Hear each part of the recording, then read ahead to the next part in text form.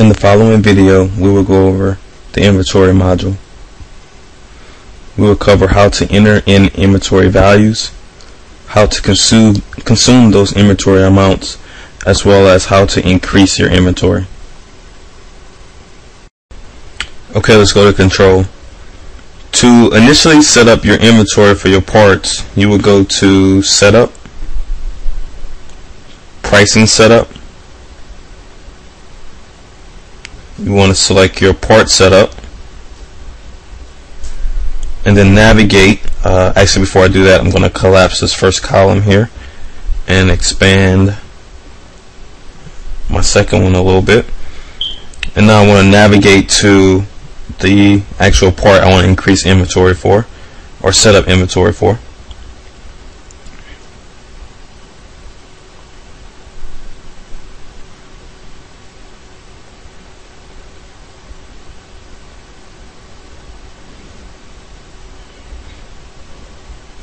Alright, so let's go ahead and click on Edit on the Action Toolbar, and the first thing I want to do is first be able to check the option to track inventory.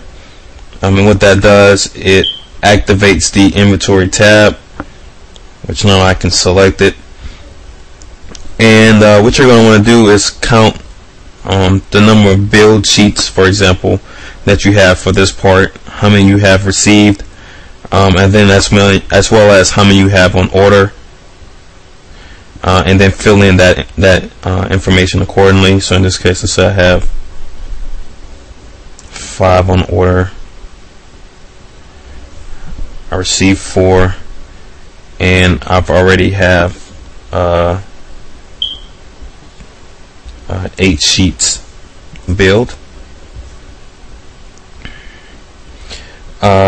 Here is my notification levels. So basically, I want to say that in the uses category, I want it to show yellow whenever I only have 12 sheets, and I want it to show red when I only have 6 sheets. I want to reorder at 12, and I want to order 10 at a time.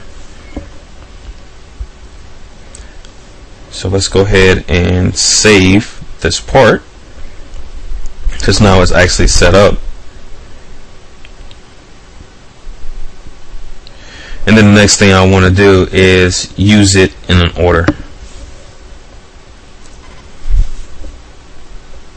Okay, so I've already went ahead and created a order that's using our Coroplast sheet. What I want to do now is go to the Parts tab, and let's take a look at our sheet. Right now we're saying that we're going to use 4 sheets. If you remember, we had 12 that was available. Now we're down to 8,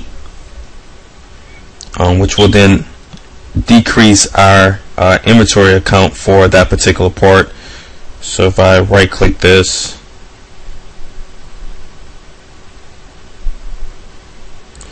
and then go to the inventory tab, we're going to see that we only have 8 available sheets, and then we're reserving 4 sheets for this particular order.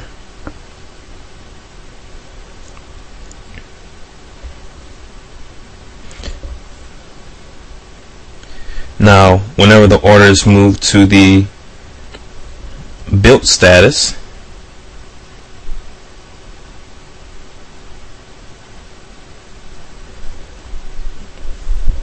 and what we're saying is we're officially using those sheets, so now we only really have 8 sheets available. So now we've used those 4 sheets.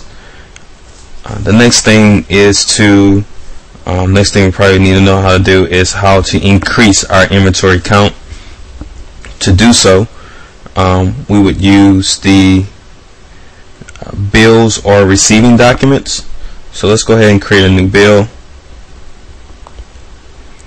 I'm going to go ahead and add in a vendor that's in the system.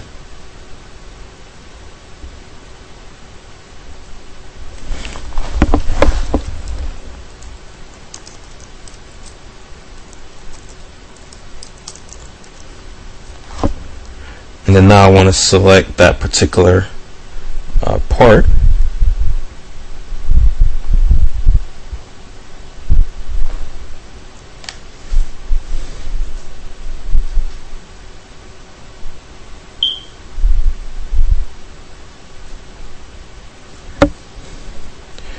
And you remember that we set that the reorder quantity would be 10, so in this case 10 is defaulted.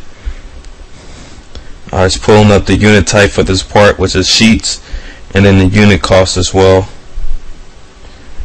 giving us a total cost of $350. So let's go ahead and finish filling out this bill. Let's say that the tax is $15.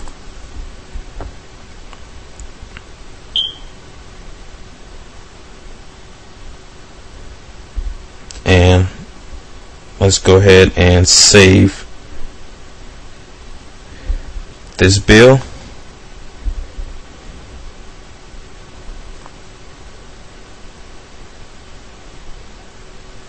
And let's actually pay the total as well while we're here for this bill.